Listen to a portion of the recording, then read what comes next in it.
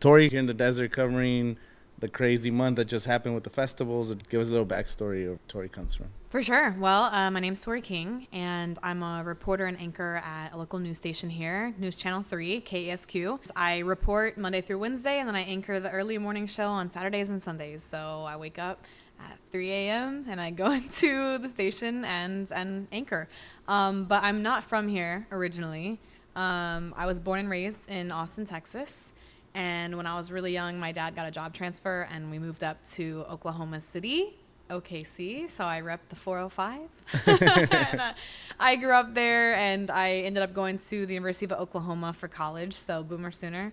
And yeah, I met my husband in college, and we got engaged shortly afterwards, and after we both graduated. And he's a Marine, so he's in the Marine Corps. We got sent to Camp Pendleton and worked and lived in San Diego for 3 years. Loved it. I was a TV producer there at a station called Fox 5, but I knew I wanted to report. Yeah. And like be on air, and like be out in the field and telling people stories. So I knew I wanted to be a reporter, and it wasn't going to happen. I was too young for San Diego. Yeah. But the next duty station my husband got sent to was up in Monterey.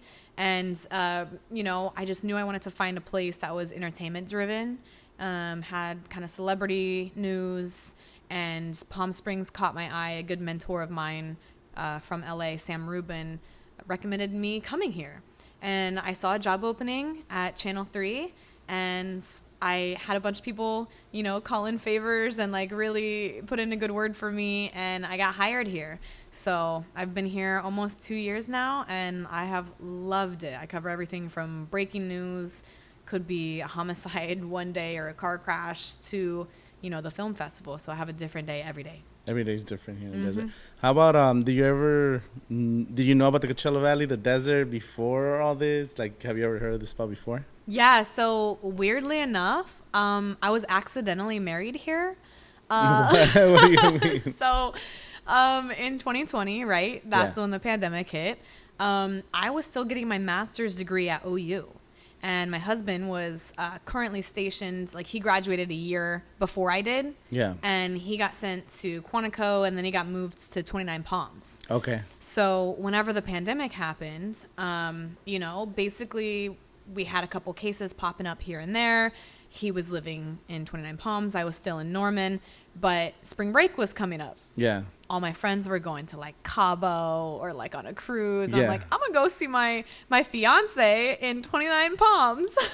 So I flew out here, and while I was out here, we were shopping at Stater Bros. Yeah. And we don't have those in the South where I'm from.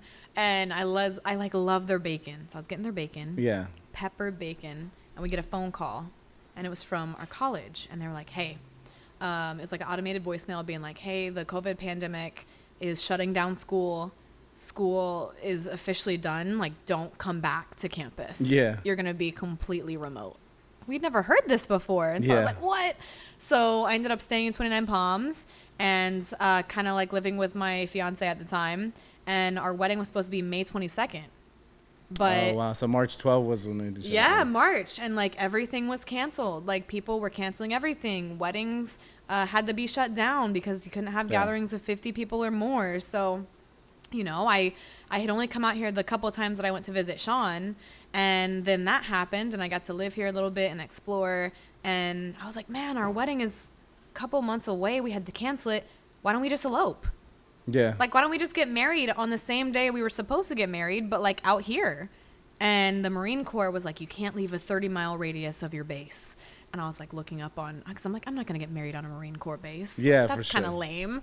So, we found a guy to marry us, and I was like, oh, Palm Springs is like 30-something miles away. Like, I think they'll never know. And so we ended up getting married out here in Palm Springs and just eloped. That's crazy. Yeah, so I got to come out here, and how many people got to attend your wedding? Or do you get to have people? It was small. It was like, because we kind of decided it like last minute. Just close and yeah, it was like my parents, his parents, and then like two of our friends who just happened to be in California that just drove on over. Yeah, I accidentally got married here. That's super cool. Yeah, that was like my first That was a real crazy taste. time. Like, shutting down the whole world, and then just like, oh, it's only 2 weeks, or oh, maybe a month, we'll be back, and we'll be back to normal in years. And just like the first few months were kind of cool because like everyone was home and people just get to be with their families for a little bit. We're working or whatever, and then it just kept dragging, and it's kind of weird too. Like I feel like those 2 years were,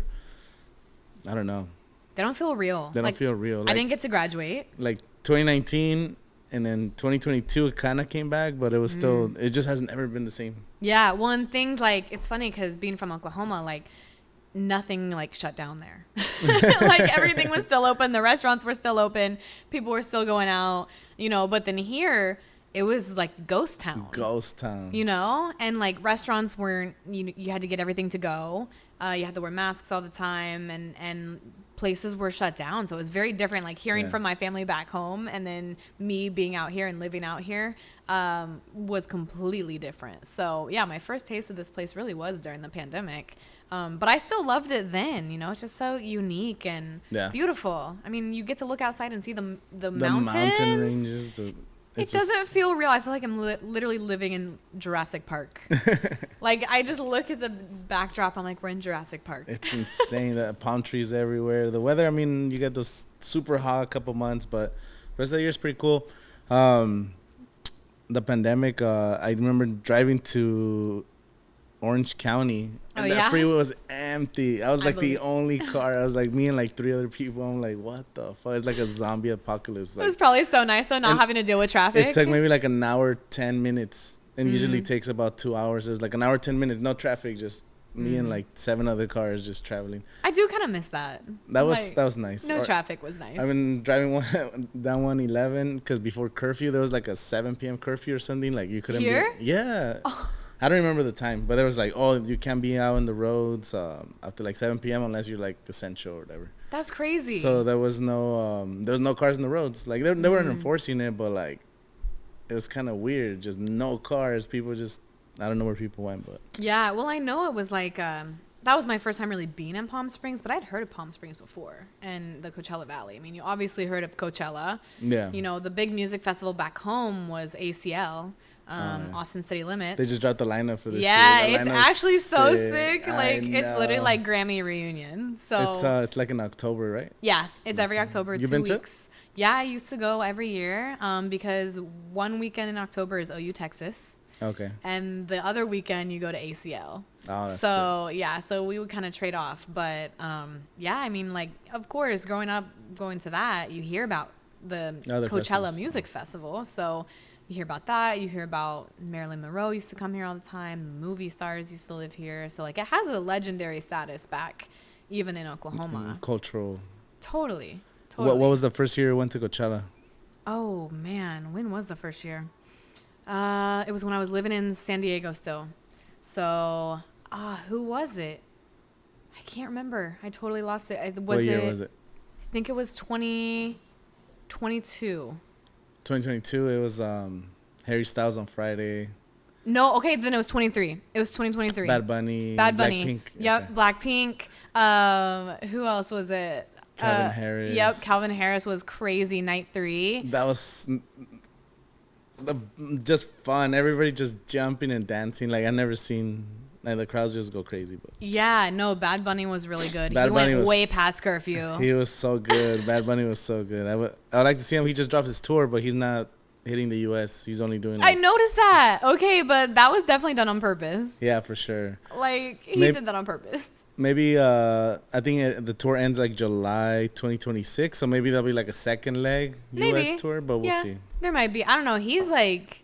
The thing about him is that he's never been afraid to kind of dabble in politics a little bit. Yeah. And kind of get... Oh, I get you. You know what I'm saying? So, like, it could even be, like, a statement that he's making. Like, he's been very open about, you know, politics, policies. I mean, people think he's just, a performer, but the guy's smart. He's like Taylor Swift a little bit. Like, they both have hidden messages and things that they do. They're very intentional with things that they do.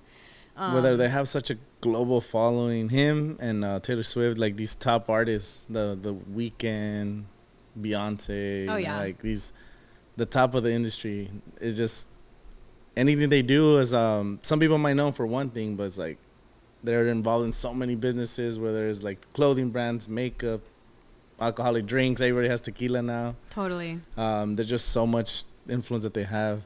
I mean, Bad Bunny, he broke the internet when he did the Vogue cover shoot. Yeah, no, the Calvin Klein. Calvin Klein. Yeah, when he did the Calvin Klein commercials, I was like, oh man, you could hear it. I was at the office and you would hear the music playing, and I know what you're watching. Like, come on. Yeah, it was so funny. No, he's got impact. He's got impact like nothing you've ever seen before, and I think it's really cool, especially him being Latino. You know, kind of being able to reach both communities. Yeah. English and Spanish and beyond is like really cool. Yeah, I mean, the music's like so much fun. It connects people, but then you get to see the other stuff. And like I don't know what his next 10 years are gonna look like with these artists like Taylor Swift doing that global tour, just breaking records, making like $500 million or whatever just on tour. Like they want her to come to Coachella, but she doesn't need the money. It just has to be for like a moment. Like, just come perform. I mean, same thing with like Lady Gaga though. Like getting her as a headliner. I mean, everybody was literally labeling like Gagachella. Yeah. And she was that impactful. Did you get to see her? Yeah, she was so good. That was crazy. She was so good. I was That's like probably one of the best sets I've ever seen in my life. It was insane. Oh my gosh, the reviews, like 10 out of 10. Production. 5 out of 5. I mean, it has been the highest rated Coachella performance ever. Ever, yeah. And she crushed it. Yeah. I mean, the amount of like Instagram reels that I saw after that, I feel like I was like Lady Gaga was popping up on my feed on every single social media app. Every single post. Yeah, she was crazy. Just the production alone, the costume changes. I know. Insane. Well, the way they shot it with the cinematography, but also like the storytelling, like going through killing herself or whatever that was, you know, and like burying herself, and then different scenes, and then the songs are so good because she has legendary music. That's right. Well, they all had like callbacks to her previous music videos. Yeah. And her previous performances and outfits and like costumes. And I think like again, she's one of those artists that's super thoughtful about everything that she does. Wearing the meat dress was like a statement a long time ago, you know? I remember that. Intentionally not telling people whether she was a man or a woman. Like there was a time where people were questioning. They're like, are you a transgender? And, you know, she never answered that question. And you go back and look at those interviews, like, why don't you just answer that you are a woman? Like, what's the big deal? And she said, well, because if I acted like I was, like, ashamed or, you know, embarrassed to be a part of that community, the transgender community, then, like, I'm going to be putting them down. So, like, why does it matter? Why does my answer matter? I think that was really cool. She's like, yeah, I'm human. My fans don't care whether I'm a man or not. Like, let me just play my music and not talk down on a community who is very vulnerable. And I just think that was really cool. I mean, everything was intentional. And now she went to go perform in Brazil. Oh my God, I saw the videos. Biggest, like largest live concert ever. 2.5 million people. Be Out Madonna. 2.5 million people just singing your song. And like you just see people jumping word for word. I'm like, what? That's crazy. Like the logistics of that, just like we're at Coachella, there's 100,000 people. Imagine 2.5 million people. Like, how do you even walk through a crowd? Like, it makes no sense in my brain. You can't. At that point, you're literally like a mile away. She literally had 20 screens. It was like 20 screens. Yeah. Just speakers all the way back. Well, and the concert was free. The concert was free, yeah. Like, that's cool. Yeah. She didn't have to do that, but she did. And then the fans go harder when it's free. It's like sometimes the fans don't go as hard at, for example, at Coachella, and, you know, they're paying a lot of money to be there, but if the price was a lot cheaper, you get more hardcore fans that might sing every single lyric harder, you know? It's like... That's it. That's why I like to be in the GA, so sometimes, like, if you get VIP at Coachella, but you still want to watch the shows in GA because you want to be with the people who enjoy the vibe. Most. You're there for the vibe. Like, Lady Gaga's Little Monsters are crazy. Oh, yeah. But, like, feeling that song, you know, any of her songs playing, Paparazzi, you know, like... We used to listen to that on the radio. Yeah. And like she changed everything with her music, you know. She had such a unique sound, and then hearing that in person. I know. I mean, it's crazy. And then I'll tell you who else was really good. Benson Boone. You saw the... Yeah. Which weekend do you see it? I saw Weekend 2. Weekend 2? Weekend 2. Yeah. So, unfortunately, he didn't have any surprise guests. Yeah. I feel like Weekend 2 surprise guests weren't as good as Weekend 1. I know. This year was weird. Normally, it's opposite. Usually, Weekend 2 has more, or not as many, but they have, like, the most impactful ones. Right. Or, like, yeah. But then, like, Billie came out Weekend 1. I know. With Charlie XCX. Did she bring out anybody Weekend 2? She did bring somebody out. I can't remember who it was, but it wasn't Billie. And I think people were kind of... Yes. He brought again. Yeah. He ran him out Weekend 1, too. But... And then Lord... Yep, Lord. But no, when Billie didn't come out Weekend 2, like you can't have Billie Weekend 1 and then not have her Weekend 2 because then it's kind of like, oh man. That sucks. But her performance was still amazing. Yeah. So Charlie XX was fire, bro. Benson. I knew like 3 songs from Charlie, but I was like, I'll go watch it, and everyone kept saying it's gonna be fun, and then we're surrounded by people wearing Brad and green around us, and then they were all singing like word for word. Everyone was jumping. I'm like, that's sick. And I think that's what an artist should do, is like the artist, even if you don't know them, you create an experience for the crowd. Because there's some sets you're watching, and there's people that look bored, or they're just standing there because the artist is not doing a good job. Right.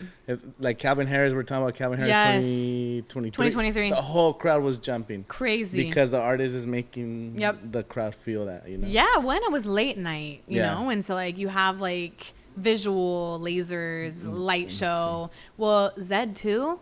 Oh, Zed. Okay. You watch it Weekend 2? Yes, Zed was... crazy. That show's so cool. I mean, honestly, like bringing out the LA Philharmonic. Insane. Crazy. Live strings. And one thing that I like about him a lot, he plays his hits. Like some artists don't play their top songs. Oh, yeah. At Coachella. And you're like, we came here to see like your top hits and you're not even playing them. Yeah. Even Lady Gaga, hers was amazing. But, you know, Love Game, Edge of Glory. Like there were so many songs that I was like, these were your hits, and like you didn't even play them. You know what I mean? I mean, still amazing. It's so hard though, because she was also trying to play the new music that tied into the storytelling of the visuals. For sure. But it's like, yeah, no, but you got to play your hits. But she did play like her biggest hits. You know, Poker Face, she did. Bad Romance, Paparazzi. Yeah. But I think what you said about Zed, I heard him in an interview talking about that too. Is like when I was a kid and I used to go to concerts, I used to go see the artist for his best songs. So play your best songs. Play your best songs. You know what pissed me off? Were you here for Power Trip? Yes. Oh my, Iron Maiden pissed me off. Oh my gosh, I know. Iron Maiden, I was like, what are you? My whole life I've been waiting to see them live, and then they didn't even do it. They didn't play like 3 or 4 of the best songs. Like Number of the Beast, was it? Number of the Beast, Run to the Hills, and they skipped a lot of their good ones. I was like, what? Like that's like your best songs, and I will say they were good live. They were badass. But if you don't play your hits. Yeah. Like, why do we come? Exactly. No, you know, you have to be thankful because they come out, they put on a show. Yeah, you're still But fun. At the same time, I'm like, I want to sing the hits, you know? And that's so I was disappointed with them, That's why I like ACDC. They've been playing the same set forever. They just play their bad. Metallica, people hate on Metallica because they're like, oh, they're the most commercialized band. But it's like, their show is fire. Like, you can't change. What do you want them to not play all these badass songs? You know who got criticized? Who?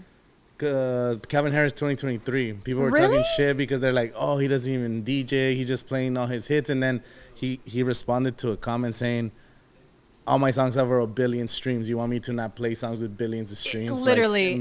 I did not hear that feedback. I'm kind of surprised people were saying that. Like people that are like more hardcore in the dance music scene is they want DJs to be mixing live and doing like cool transitions and this and that, but it's like when your song has 1 billion, 2 billion streams, is like people want to hear that song. Yeah, they want to hear that one for sure. And I'd rather hear the song than hear a cool mix because I'm here to hear the song, and that's why Zed, all the hits, and then Clarity with the just enhancing the experience with the live instruments. It didn't feel real. It was like ethereal. Yeah. Like it literally, I'm like, am I in heaven right now? You know, it was just so like, good. Like that's the type of music where you feel it, like goosebumps. And you feel that, and you walk out of the concert, and you're like, "Did that just happen?" It's just out of body experience. Good. Connect everybody's seeing around you. Mal P was really good too. Mal P was fire. Mal P was good. Yeah. I love that he kind of trolled that girl who was making fun of him for not dancing. Oh yeah. Like called him out, one of his haters, and then he ended up like remixing it and had like a video of him. Yes, I'm like, that's how you shut down the haters and have fun with it. I was pretty close to the front for Mal P. We showed up like 10-15 minutes before he started. I forgot who had just finished, and then I think Megan Thee Stallion. No, I don't know. Someone big was gonna be at the main stage, but we're like, oh, we beat the crowd. and we got all the way to the front right of the main stage, like really close, and then just the mouthpiece set. It was so The good. people there were super cool. The music was amazing. And then I ended up catching him on Sunday for he had a secret dulab set. No way. So during Post Malone, I was like, I just need to hear White Iverson. Oh my God. I didn't even know that he had. I would have totally gone. So I watched maybe an hour 10 of like Post Malone, and then I'm like, okay, I heard my song, and then I went to the dulab and finished it with Mal P again. So Post was good. Post was Although good. I will say, I really liked him at Stagecoach last year. Last year, yeah. Like when he came out with oh my goodness, who was the headliner? Morgan Wall, yeah. He came out with Morgan Wallen, and they did that debut song and crushed it. I mean, he was still really good this year too. But yeah, I think both Stagecoach and Coachella this year had solid lineups. Did you go to Stagecoach? This was the one year I didn't go to Stagecoach. Oh, okay. I didn't go to Stagecoach this year. Even though I wanted to, but Lana Del Rey, I saw her at Coachella last year. She was really good. But I went back and kind of saw like videos of her set this year at Stagecoach, and I'm like, wait, they were so similar, you know, like she was in a swing, except she came out on motorcycles last year, and that was sick. Yeah, the intro. Like that was so cool. I didn't finish her set because I was like maybe like an hour her set, but it was too slow for me. You have to be I'm not a big fan. You have to be a Lana stan. Yeah. If you really really like her, then it was a great show. But just, I don't know, headliners, like it has to be some Universal, some huge type show. I don't know. Get it. She was like sad girl. Yeah. Like if you were in your sad girl era, like that was exactly what you needed. But if you're not like, you know, in that type of mindset, like you want to hurt, then like, you know, you probably didn't like her set last year. But I feel like Lana's not for everybody. Yeah. And no, I mean, I like her songs. She has great songs for sure. But she played a lot of songs that like only her fans would know. Yeah. And like not a lot of people would really know every single song she's ever played. So she was kind of an interesting headliner. But I liked it. I like the show. I like to hurt sometimes. Like when I listen to music, I'm like, I want my heart to break. Yeah, there's certain songs that just create feelings. What's other artists that you saw this year at Coachella that you really like? Any artists you discovered for the first time from the lineup or anything? Oh my goodness. I really had never been to a Missy Elliott concert. Missy Elliott? I'd never been to a Missy Elliott concert, and I thought she killed it. And like, I think a lot of people counted her out, and when they saw her on the lineup, they were surprised. Yeah. And obviously everybody kind of knows like her main hits. Yeah, she was on MTV and all those countdowns and radio. Like, everybody knows who she is, but like I'd never been to her concert. Like she wasn't really my era, you know? Yeah. And same. so I went to go watch her, and I was like really shocked at how good she was. Yeah. I mean, you want to talk about crazy outfits too? Like crazy outfit changes, really cool set. The production, all the dancers. It was so good. I mean, it could have been a headliner. Honestly, like in my opinion, she could have been a headliner. The production was like headliner, almost like just so much production on stage. And what she played, Friday, Saturday? I don't remember. Friday. Yeah, she played Friday. So she really surprised me. Yeah. And I liked her a lot. I like kind of going to the smaller sets for people that like I don't really know. Yeah. I love just hanging out. If I have no one to go see, I'm just gonna be at Dulab. The Dulab. Be at Dulab. Like just good vibes. Yeah. My friend got me like a backstage band this year too, so we were just hanging out back there and just like listening. But no, I would say Missy Elliott was for me the biggest surprise that I really enjoyed, but I didn't expect to. Yeah. What was the biggest disappointment? The artist you're like, you know what, fuck. That's hard. It's hard because like you don't want to bash anybody, you know. You're like, I don't want to bash nobody, but I liked Benson Boone a lot, but I wish he would have chosen different songs. So I liked it, but honestly, he was probably the most disappointing out of the big artists for me. Yeah. Just because he didn't have a live guest like he did Weekend One. And he really didn't play a lot of his big hits. He was playing everything on his upcoming album that hasn't been released yet. Oh, okay. And so, like, you were just kind of sitting there enjoying the music, but you didn't know the songs. You can't sing along, yeah. Performance-wise, amazing. But, like, visually, amazing. Dude does flips and stuff off the piano. Cool. He's a star. His actual set and the set list, in my opinion, was the most disappointing. I don't know. I hate to say that. It's hard because it's you know how hard these artists work to even just do a show. Mm-hmm. So it's hard to judge. You can't say, But you have an experience as a human. You're like, I didn't enjoy his set as much as I thought I would. Yeah. It doesn't mean his set wasn't badass. Yeah. Someone like that loves his music, or yeah, that's how I look at performances. Before I used to be kind of a hater. Back then I was like, oh, I don't want to watch the artist. Like overly critical. Yeah, but the small ones will surprise you. But then like I was just dumb and ignorant. And as like you get older, you watch more music, you see them, you're like, no, like these guys are going hard. Maybe you don't enjoy as much, or you thought it was gonna be better, but it's not. It doesn't. Sometimes there's some bad performances, but for the most part, they always kill it with the production. Yeah. Well, and there were so many. I'm like totally leaving so many people off right now because honestly, the days all run together now. I know. Like I'm like I can't remember. Was this 2025? Was this last year? The year before? Because like sometimes they bring back the same people. Yeah. But no, I know that there were other people that I went and saw, and I was kind of like, eh. But I had like the thing with Coachella, you got to make like an itinerary. Yeah. See the main people. And then in between sets, like kind of wander into a stage and then like discover a new artist that you didn't really know. Yeah. And I think that's the best way to do it. Just kind of float around. Yeah, you have to.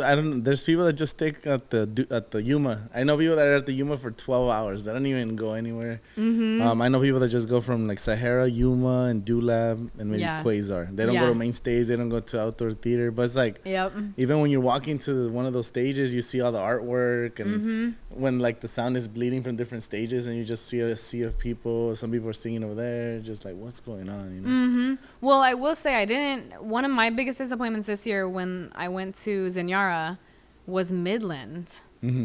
Like they didn't play their big hits. They didn't play. I don't even think they played for an hour. I think they maybe played for 30 minutes and they were done. 30 minutes. Just yeah, I was like, what? To show up for the paycheck and that's it. Yeah, so I was kind of disappointed with them. I don't even remember them playing whiskey glasses. I didn't get. How was Senora badass or what? It was crazy. It was cool. How was it getting in? Was it the other one? Yeah. Well, I had a friend who got me a wristband, and he hooked me up, and it was my first time ever going. And it's like really a cool little villa, like a private villa. You walk in, you have all these like really beautiful fountains and activations and like free stuff, sweatshirts, drinks. Like all the free stuff is all sponsored. Yeah. But then the stage is like small enough to where you can actually be close enough to reach out and probably touch them, like it's way smaller, more exclusive experience. But I feel like, if you can go at least once, like check it out. It's one of those things where like you gotta know somebody who can kind of hook you up with a wristband. Yeah. But if you go, it's really cool. They got good food trucks. But it was way smaller. So I heard the night that I didn't go, who was it? It was Diplo and Marshmello the night before. Oh, sick. And I heard it was crazy then. So yeah. I saw videos of Diplo. I think it was on Friday. Yeah, I really liked him last year at the Quasar stage when they brought it out for the first time. Oh, I know. And he just played for like 5 hours straight. I was there for like an hour watching him. So I had last year I had a production pass, and I was actually I was like, oh, I need to go to the bathroom. So I went to the bathrooms behind the stage. There was like private bathrooms. I get out the bathroom and Diplo's walking out of his trailer and then like on his way to the Quasar. So I'm like, what the fuck? And then I went up to him. I was just recording him, and then I ended up losing that camera that day. No, so you lost it. So the footage is gone. The footage is gone. Yeah. The saddest. I had like the Kid Cudi set. No. When he had like the whole Sahara tent all crazy. Diplo, a bunch of other interviews and stuff, and all gone. That Sunday, week 2. Yeah. Bro, I like Diplo a lot. I've heard he's sick. Super nice. People hate on him, but because I think he's everywhere or whatever. He is everywhere. But it's like, why hate? I hate when people hate on someone that's just trying hard. It's like. Yeah, well, he has a cool story. Like he lived in India for a long time, kind of got his start there. Like started from the bottom, worked his way up. And I think that he's a really cool artist, and he does make an effort. He'll be in like New York City one day, and then the next he's like doing a set in Vegas and London, and just like always going everywhere. Yeah. And I like that he kind of is a runner now. The run club. Yeah, I tried to get him to I tried to get his attention. Like you write on your Snapchat and like show him stuff, and I was like, yo, Diplo, let's go on a run after this. And we made eye contact once, and he like looked at me and he saw my sign and he laughed, and I was like, I made it. But obviously wouldn't go running afterwards. Yeah. But I think that's kind of cool. I seen that they're doing like these music festival running exercise events. So now it's like you go and then you guys all work out together, do some runs or whatever. And at the end there's like a DJ sets and like fun, but like in a healthy way type of shit. Yeah. I'm like, I hate running myself. Like, I'll lift and I work out a lot. Like, I'll go to the gym every day. But I hate running. But I'm like, if Diplo invited me on a run. As you go running and then Diplo's playing after, yeah, I'm down. A set, I'm there. Let's go. So I think it's kind of cool, like having like a healthy movement. I've also noticed there's like a sober movement happening too. Big time, huh? Yeah. And even like last year at Neon Carnival, who was a sponsor? Liquid IV. Liquid IV. And they had like for the first time like a mocktail bar. Oh, like the frozen margaritas, but they were just liquid IV, and I think that's kind of super cool. Like, cool. You know, I love a good beer. I love a good cocktail, but you don't need it too, because it's like the production's so crazy. It's just like you could just have fun because it's so fun, and the music and the dancing. So, but that's what I like about Coachella. You know, it is really for anybody. You can go sober. You can have fun sober.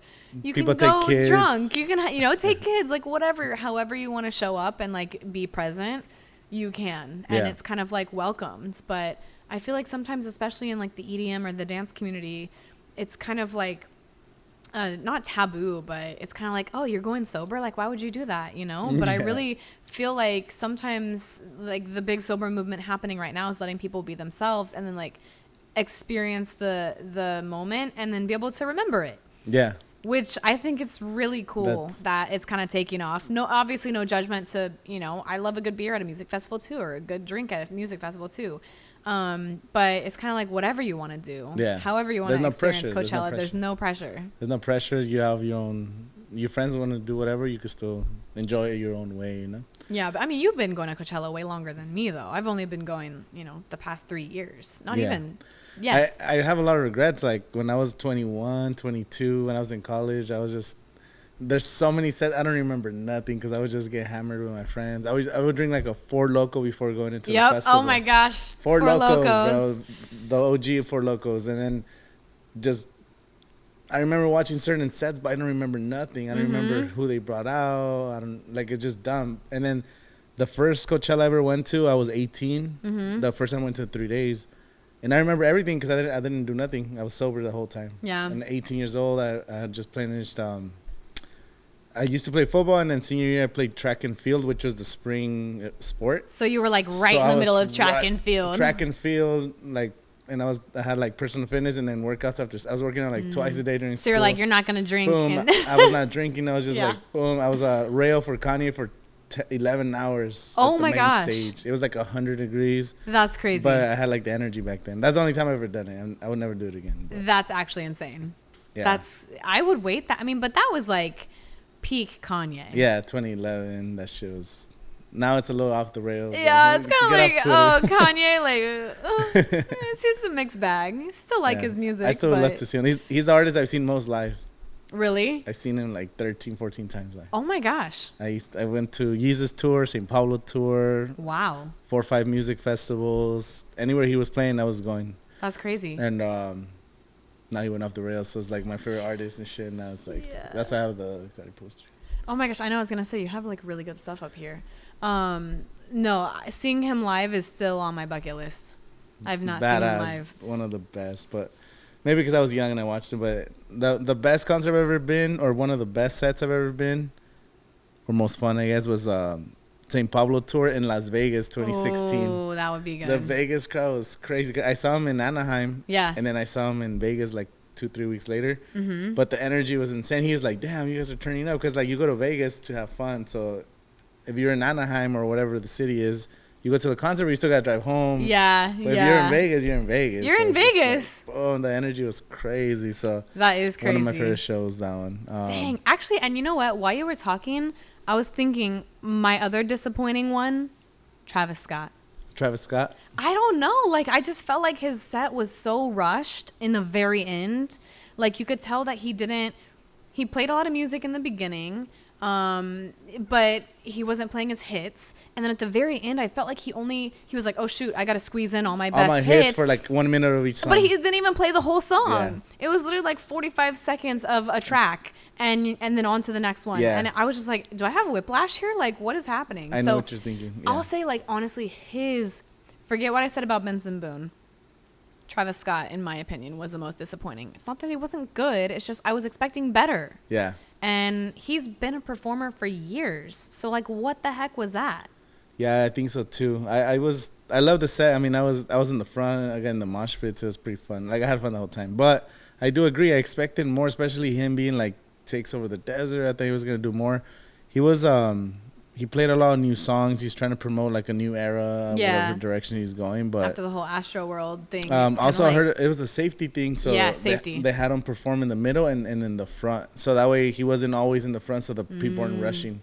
Well, but so obviously you got to change it up after the Astro World disaster. So that's why they did it like that. So I remember someone from the city was talking about that's the kind of conversations they had when they booked them, like safety first. For sure. Is this concert going to be safe? Yeah. And then I guess Golden Voice explained why it wouldn't happen. What happened in Astro World wouldn't happen at Coachella. So in Astro World, there's like a fence that divided the GA and the VIP, and then everyone started jumping the fence and rushing forward. So at Coachella is just an open field, and you also have so many different stages and people in other stages. So spreads everybody out. So that's like kind of, and I'm guessing, I don't know, but that's why he performed most of it in the center and then some in the front. So yeah, and I'm glad that I'm glad he's back. You know, I'm glad that like he's starting to like make his comeback. But I was just disappointed. I mean, like for him being a performer of the caliber that he is for so long, I just was like, this was so rushed. And yeah, so I would say he was probably the most disappointing, which is funny because he's the only one that ended up getting a fine or like forcing Golden Voice to get a fine. And so yeah, he was probably the most disappointing. Low key though, I kind of have some beef with him. Why? Because I bought tickets when he was touring for Astro World. I bought tickets to his Tulsa concert. We drove up, skipped school. It was on like a Thursday night. Yeah. Skipped school, drove all the way up there. And we were waiting. We were all dressed up, hair and makeup done. We're outside the venue waiting to get let in. And all of a sudden, like, it's like getting closer to concert time. They're not opening the doors. Like, the doors are locked. Like, we're not able to get in. We're like, what the heck? And people start kind of like rioting. And someone tried to throw like a rock through the window to like open the doors. And the police got called. And there was tear gas. And it was kind of like crazy. I was like, what is happening? And all of a sudden we get like the screens had the Astro World logos on them. They turned black. And then a flashing sign started displaying like the concert is canceled. What? And we were like, what are you talking about? The concert's supposed to start in like 30 minutes. What do you mean it's canceled? Turns out he never even left LA. It was like the night after some big award show. I don't think it was the Grammys. It might have been the Grammys, though. Something, yeah. But it was something. And, like, turns out he never even left L.A. And he was just chilling in his home in L.A. Ended up posting, like, an Instagram story. Was at his home in his bed. That's crazy. I was like, we could have canceled this way long ago. But, you know, we all got dressed and ready. They ended up. Spending time. Spent time, spent money. People booked hotel rooms. Yeah. You know, because I love Oklahoma, but we don't always get the best concerts. Like, artists don't always want to stop in Oklahoma. Yeah. In OKC or Tulsa. So him coming to Tulsa was a big deal. Especially. What year was this? I was still in college, so I think it was 2019. Okay. Yeah, and so they canceled it, and I was like, dude. And so I kind of had some beef with him after that. That's why you didn't like his performance like a child. Yeah, I have beef. But they ended up like. They didn't refund us, but they ended up pushing the concert back a couple of weekends. And, like, begrudgingly, I ended up going again because I want to see it. Yeah. And it was sick. Like, he had, like, a roller coaster going all around inside the venue. Yeah. Like, it was sick. So I was expecting that. And then it was just kind of meh. Yeah, and then, like, right now, the Utopia tour last year, because I went to see him in SoFi. I had nosebleed seats though. It was like a last minute trip. So did I. Mine were nosebleeds too. I was like fucking waiting. So I was like, damn, I wish in the pit. But then he did like some concerts in Italy, 2 different concerts, 2 different days, and he literally caused earthquakes in the city. No way. 100,000 people jumping. Oh. Like earthquakes, they recorded on the local news in like Italy. What? And then the same thing in Brazil when he performed earthquakes in the city he performed. See, so that's what he's capable of. That's what I'm saying. And in here, he was trying to be artsy. I think he toned it down a little bit. I think he toned it down for safety. I don't know, but I expected a little more. I had the best time. That was one of my favorite sets because I was just in the mosh pit. I love his music. For sure. I hadn't seen one. I saw my Utopia, but yeah.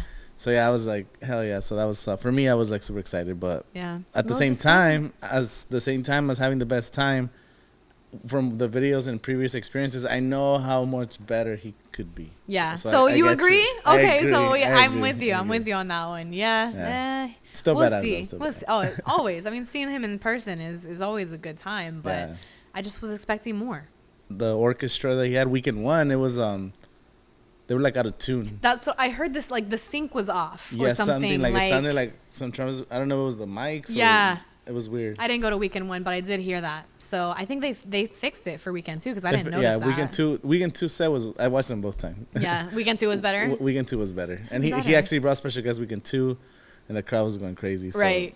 So that fun. One was fun. That was good too. So a little better. It was good, but I just expected more. I don't know, personally. Yeah, but that Lady Gaga set, that shit for me. So good. That shit, like, objectively speaking, the best I've ever seen in my life. Okay, no joke though. And I was asking my husband too. I'm like, okay, straight white man from Oklahoma. Yeah. Okay. I'm like, I know that every female, like, hearing a Lady Gaga song for the first time on the radio was like a canon event in your life.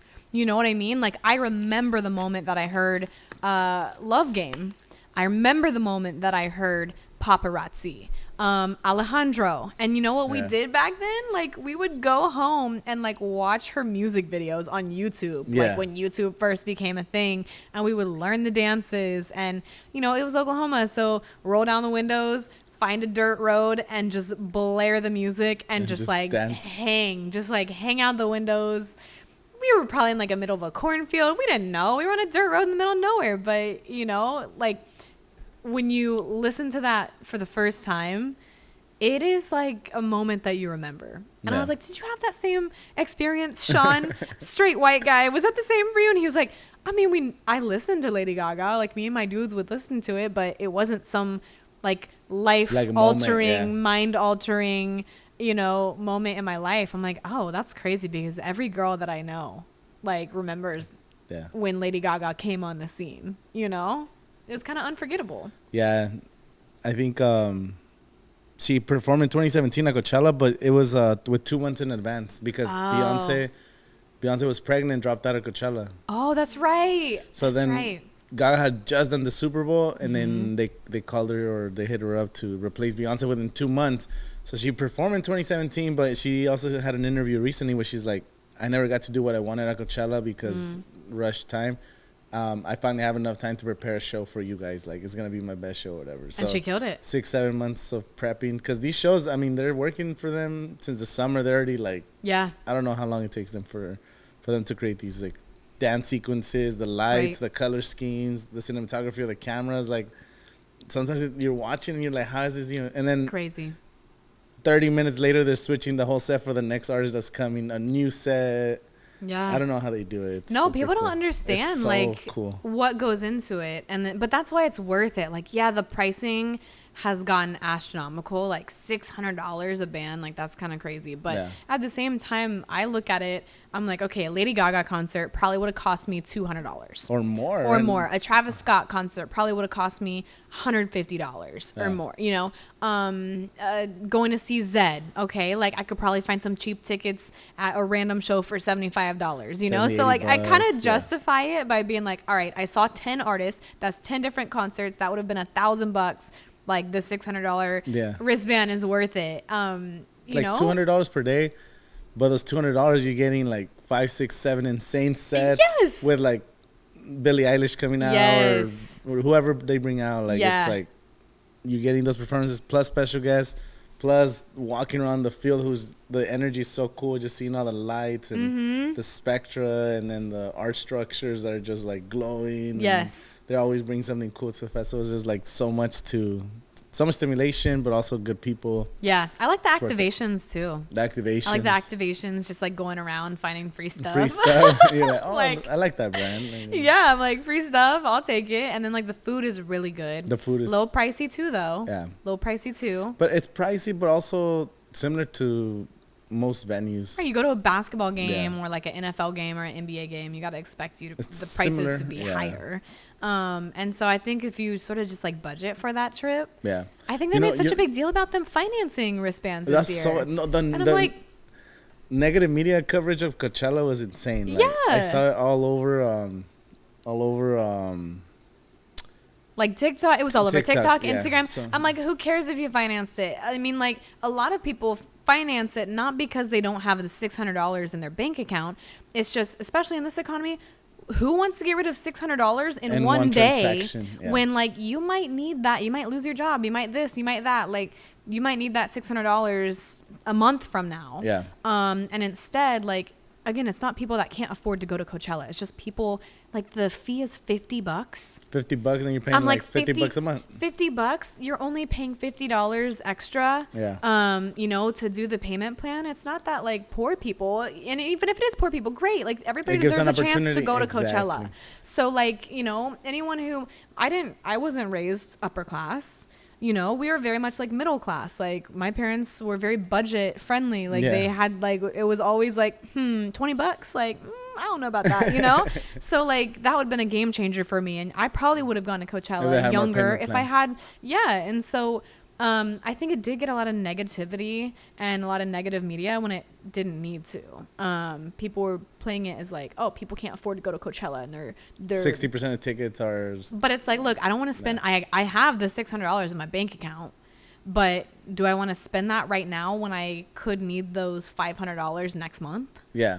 It like doesn't make $50 sense. Extra. Okay, I'll pick up one extra shift at my job. Yeah. And now the payment plan is worth it. Go flip a couple items on Facebook Marketplace. Yeah, I'm like $50, yeah. I mean, locals too. Like, if you know, if you're can local, get tickets here cheap. To me, is like, if you're local and you're not going to Coachella or Stagecoach or just taking advantage of the situation, it's like you don't have to spend. People are spending thousands on travel from all over the world just to experience that. Hotels, thousands of dollars on all this stuff. Like, you're local, just. You don't have to buy anything inside. Just go watch the shows. Show up at 7 p.m. and watch crazy That's it. sets. Like, I learned. What? I used to show up at like 1, like right when it opened. And I was like dying, you know. By the time you hit the end of the night, I was dying. I'm like, okay, I'm never doing this again. No. And so now I'll kind of show up. Like, I'll see if there's any artists that I really like. That was another one, David. Really liked David. David the really 4? Good. Yeah. You know, you see which artists you want to see early in the day. And, like, if there's not any that you're super interested in, I'm like, I won't show up till 3 or 4. Or I won't show up till 4 or 5. I try to show up before 4:30 just for the parking. Yeah. Okay, so that's another one, too. If you're local, drive to Coachella. Don't get a shuttle pass. Obviously, though, you got to be able to drive home. Of course, yeah. So that's, you know, if you want to go and drink or whatever, you know, then driving's not for you. But for me, I'm like, I go for the vibe now. Like, I'll drive, go see the music, and then I will drive myself home and have a good night's sleep and do it all again the next day. This year we ended up getting camping spots. Oh, nice. But I still go home and sleep, and you still have your home, whatever, but having a camping spot there saves you a lot of money too. You have food, you have drinks, you have water. Even a place like we would go inside the festival like around 4:30, like 7 p.m. before, if there's usually like a little break, we go back to campsite, recharge for the night shows. Maybe you want to change your shoes, change a couple shirts, whatever. Yeah. How are the showers? Like, well, I still go home and shower. Oh, you go home and shower. That's what you just said. That's what you said. Just to save money. That's smart. Have a camping spot to save money if you're local. Have a camping spot to save money, drinks, snacks, whatever. And then at the end of the night, you could go back to your campsite, relax, but then you'd still drive home. That's true. That's the way to go. To me, that's the best way. Did you experience Carmageddon? Did you get stuck in that? Yeah, oh my God. Was that real? It was like, crazy. Was it as bad as it sounds? Like, I get that being kind of negative press. Like, what the heck happened? That was just a shit show. We were there at 2 a.m. and then we did a loop, and we're like, okay, they're not letting nobody in. So we all went to the Ralphs. You got there at 2? We were there at 2 a.m. This is my friend is crazy. He's like, oh, we want to be one of the first people so we get close to the entrance, which is right. That's crazy. It's pretty right. I know. I don't think I slept that night. So we were there at 2 a.m. at Ralph's at the parking lot waiting for them to open. Then almost like 3 a.m. we're like, okay, last year they opened like at 3. So like around 3 we started seeing cars start leaving. So we're like, hey, let's go get in line. But they didn't do it this year. So we went to like 52 to Madison, and then we got in the line. And we're just waiting. We're just parking the side of Madison, like on the road. And then like, oh, the cars are moving. So we actually got into the festival like check-in line like around 3:30. We were in line to get our cars to get checked, but it took like 3 hours to actually get checked. Like, we were already in one of the first cars, and it took over 3 hours to even just get to the check-in line. Oh my gosh. And then once we got in, we started driving, and there was no one guide. Like, we knew where to go because we've been. Because you've been there before. But like there was no security wasn't even telling you if you go right, left. What? It was kind of weird, like so understaffed or. That's what I heard. Yeah. I heard like So the statement that we had gotten from Golden Voice was that they were understaffed this year. Yeah. And that they had like 6 gates closed that are normally open, and they didn't let people in early. Yeah. Like you said, people were getting let in at 3 a.m. previous years, but that didn't happen this year. No. I'm like, when you have this many people who have gone to this festival this many years in a row, you can't change things up like that on them. Like all of a sudden 1 year, not let them in at 4 a.m. That they know, Yeah, so it was like, that definitely caused a lot of issues. So, oops, just hit the table. So that I think was a big issue. And not having like a bathroom or gas or like I drive a Tesla, like my battery would have ran out. Well, there's we're in line. There was actually bathrooms. Oh, there were bathrooms, but only like when you're like about to get checked. So the people were on the street just waiting. They didn't have bathrooms. No. So everyone on Monroe, Jack, or whatever streets they were stuck on, that's the people that were suffering. But even I heard those got overflown by just that amount of people. So it was just logistically just terrible. I heard weekend 2 was better. Yeah, weekend 2 it took. I heard it took like 30 minutes because they were just like in and out. So 2 a.m. and we finished like 11 a.m. That's when I finished setting up my shit, or like 10. That's crazy. It was insane. Then I went home and showered, slept, and then I had to come back to do a segment for the live stream. Yeah. Oh my gosh. So it was just like no sleep, terrible night, but it got better from there once. Yeah, once the actual festival starts, and like what was it, day 0, or day 0, yeah. That is new, so I'm glad they brought that in for like the campers. They're trying to encourage people to camp because camping is the cheapest option. So car camping is $200, or just a plot of land is like $150 or something. Yeah, they already set camping stations, different options for people, but instead of spending $600 or $1,000 in a hotel, you're spending $200 on your stay for the weekend. Right. And then your pass is a little bit better for people to not spend too much money. So if you're trying to go to Coachella, then camping is the cheapest option. And now you're bringing famous artists and a bigger stage. So it's like, oh shit, if you go, it's an extra day. You get to party, save money. Yeah. So that was a cool experience. It's a good idea. I think now that people know about it, I think it will be more popular. I didn't even know that it was happening until like the day before. I think next year there's gonna be more famous. Like this year they had like 1 famous artist per night. I feel like they're gonna have like 2 or 3. I feel like. Okay, then it will get bigger. It will get bigger, I think. Bigger, but it seemed really cool. Yeah, it was nice. It's like after that night, everyone was just like a relief, like, oh hell yeah, like a terrible, was it Carmageddon? That's what they called it. Carmageddon, but then at the end of the night you have a good time, the people there. So I ended up going to that, but still cool. The camping experience is cool. But this year I ended up getting preferred car camping, so I don't have to go at 2 a.m. That's smart. So preferred car camping, you're guaranteed a spot in like whether you could show up at 7 p.m. on Thursday, you already have a spot in the front. You don't have to worry about it. So I'll keep that in mind for next year. Yeah, car camping, prefer car camping. And then you save a lot of money. It's worth the money you save, especially if you go in a group. You split it. Yeah. We usually leave one car and we take another car for day parking. And we drive home, go home and shower, go home and sleep in your bed. You got a whole system. Yeah, that's so smart. If you're local, that's the best system. But I'll try it next year. Coachella's super cool. And then Stagecoach now is bringing so much like cool music too, because you have the country, then you have the EDM, these legendary bands or Backstreet Boys. Yeah, okay, the Backstreet Boys was insane and they were so good.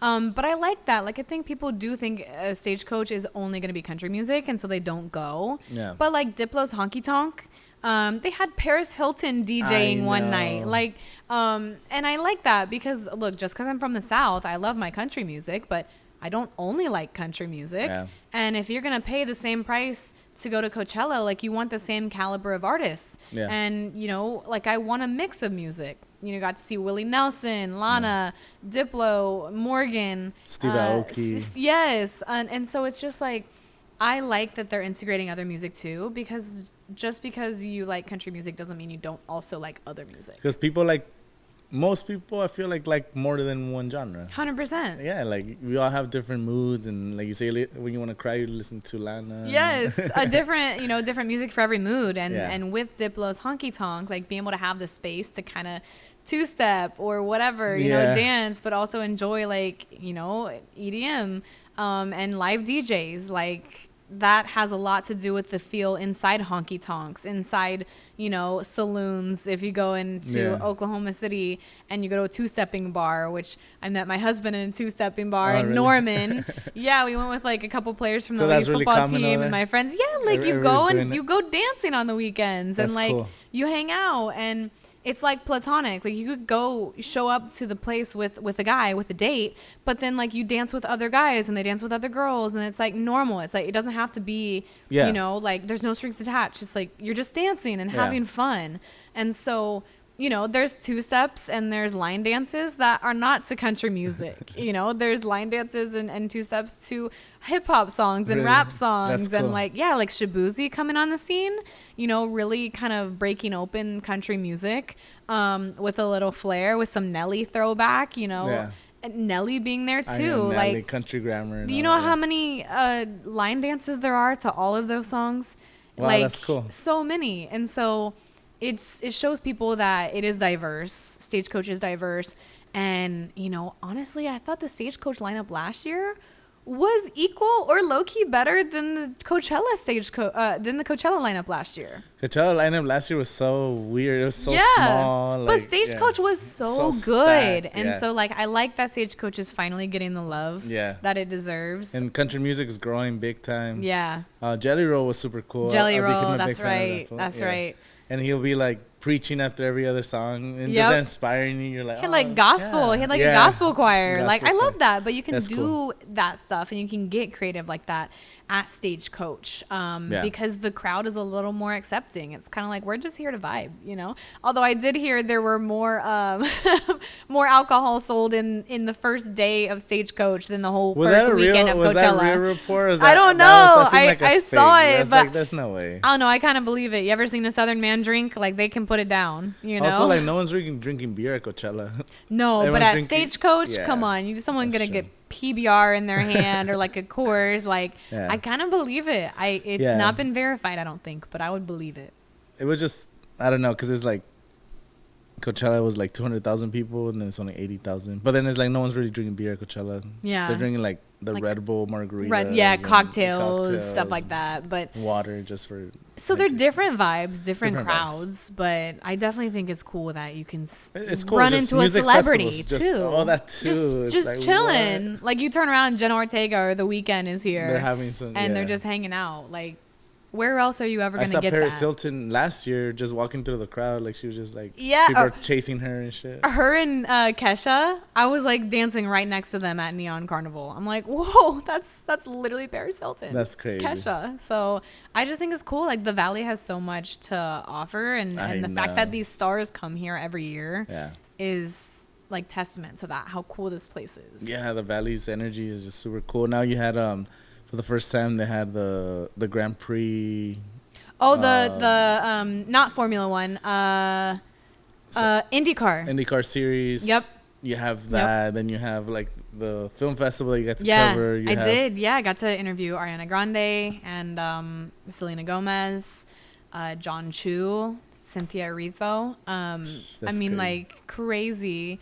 You're walking right next to Angelina Jolie, Stanley Tucci.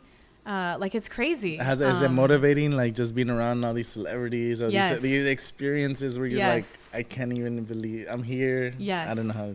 Absolutely, and I mean, I did cover the IndyCar stuff, and that's cool. Talking to race car drivers, I love sports. Like I would love to interview professional athletes, but like for me, the entertainment industry is like really where I want to kind of go in my career, like going to red carpets, going to the Grammys, going to the Oscars, the Golden Globes. Yeah, like that is the stuff that I want to talk to creatives about their art, whether it's on the screen, in the airwaves and on the radio, like just be around that energy. And like really talk to them about like, why did you make this piece of art and what should we leave after seeing this feeling like, and what are we learning from it? And that's my favorite thing to ask artists, or even actors. It's like when someone's sitting in this seat and the end credits are rolling, what do you want them to take away from the movie?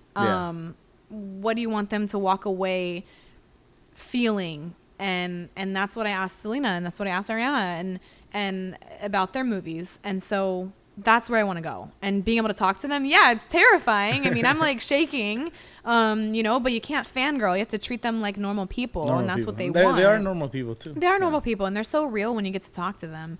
But yeah, am I starstruck? Absolutely. Every time you're like, fuck. Yeah, it's scary. I'm like, Angelina. Yeah, I'm like, okay, I can't mess this up, like I don't want to look stupid. Yeah. Don't want to ask them something wrong and look dumb, but I watched every single movie that was premiering at the film festival. I watched every single movie that was up for an award. I watched every single piece that had the actor in it. I researched questions. I watched other journalists' interviews with them for weeks. I was nervous, and so I studied. I did my studying, and I had a whole notebook of like questions to ask in case like I run into and I forget. And so the hardest thing for me was remembering the names of the movies like while I was talking to them. Yeah. Even though I knew it, I watched it. And so asking them questions they actually want to answer. Yeah. Is the hardest part, because coming up with those. Because everyone's asking generic. The same yes. shit, Like, you don't want to ask someone something that's annoying. Like, I know I already brought up Jenna Ortega, but when she did Wednesday, everybody was asking her to do the dance. Do the dance from the prom scene.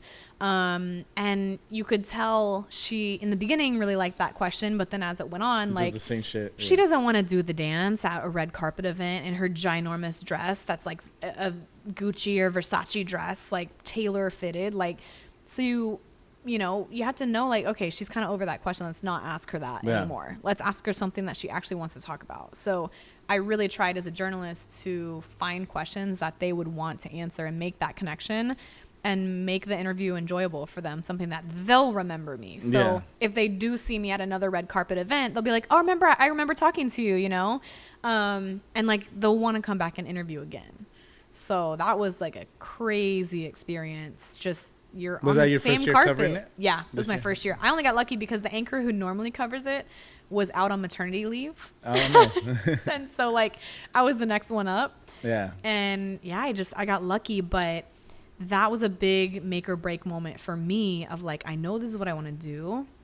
This is the direction that I want to go. But what if I'm bad at it? Yeah, but that's why you did all the prep, and then you put in a lot of work, because everything you just described. That's a lot of work. Watching those movies is so much time. Hours. You have to sacrifice whatever other things you got going on. It's like, this is part of my work because I'm gonna go maybe interview the director or the actor.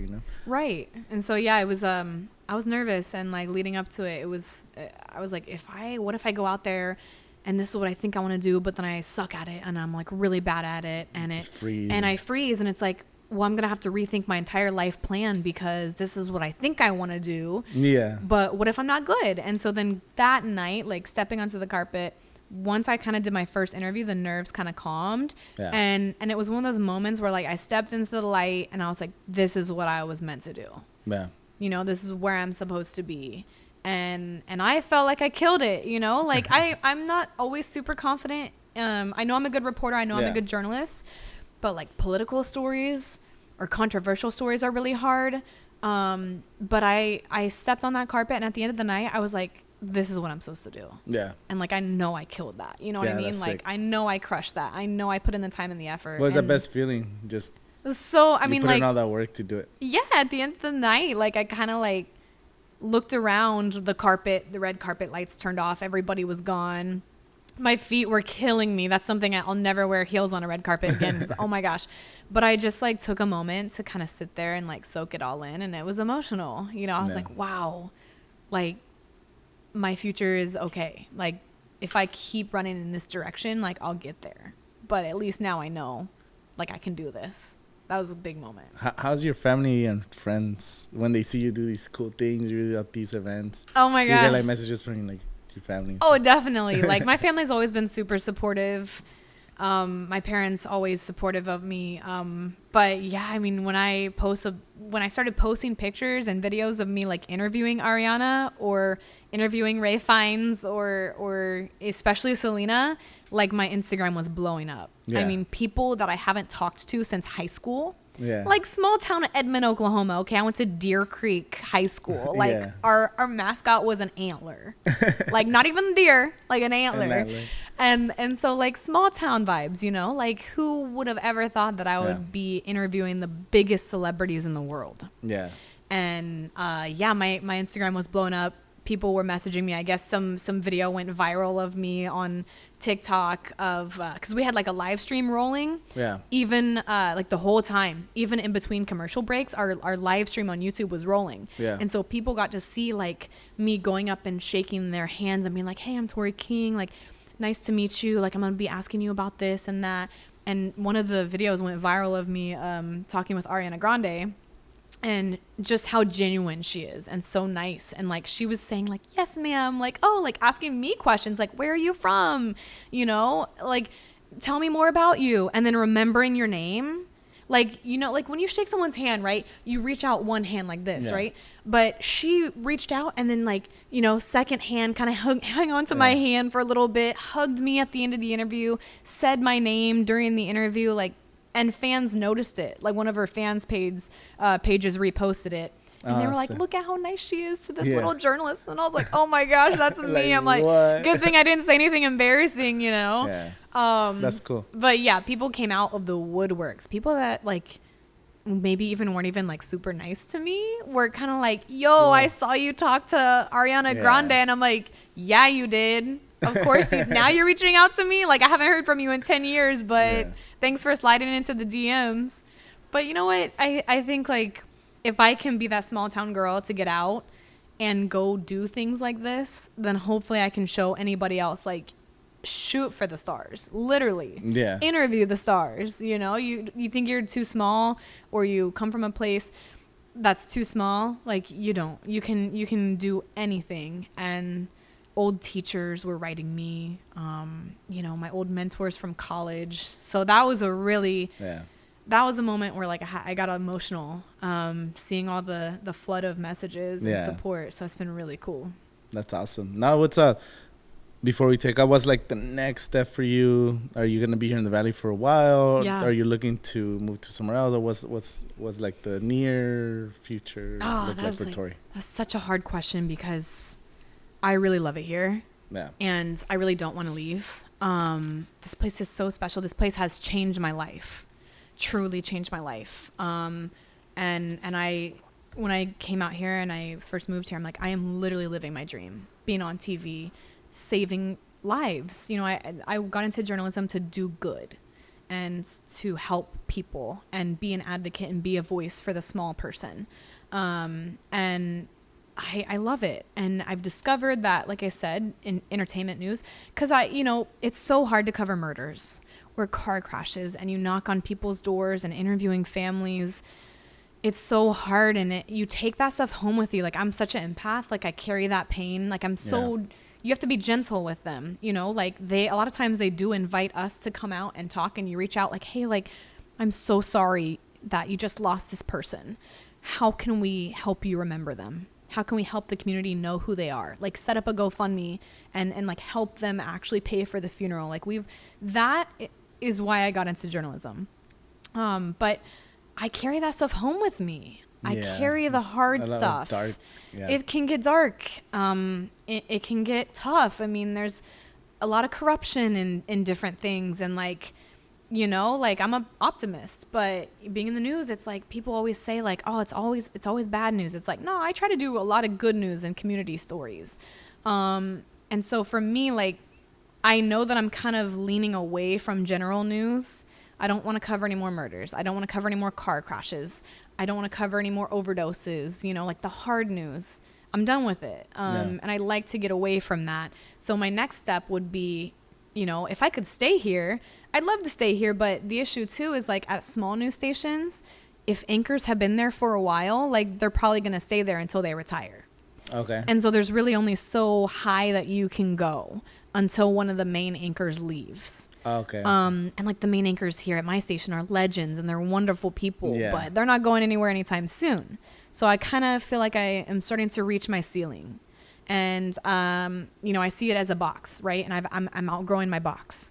And in order to grow, I need a bigger box. And so I'm at this point, like, I don't want to leave the Valley, but I know that if I want to step up, I have to. And especially if I want to get more into entertainment, I have to go somewhere like LA or New York City. So that's my goal, is to get to Los Angeles, you know, get to New York City. But can I get there immediately after this? Probably not. I have a couple months left on my contract. So I'm going to try to finish that out and then look for my next move and, you know, maybe go to San Diego or some city in between LA and New York and work my way up. But I'd love to stay, but I just know that I can't. When you want to get into the entertainment industry, you have to move where the entertainment it is. Yeah. Well, the Valley does have it. They do for a certain part of the year, but right? Not the whole year. And that's why I came here, and it was a great training for me and great training wheels. Like, but it's time for me to take the training wheels off. And you know what I mean? And go to the big leagues. Okay. And like go to the Golden Globes, go to the Grammys, so go to the much. Oscars. Yeah. So I'm so thankful for everything I've learned here and the opportunities here. And this place is so special and magical. Time capsule. Palm Springs will always have a place in my heart. But I do think my next move is probably somewhere else. Okay, awesome. Well, Tori, thank you for taking your time coming to the podcast.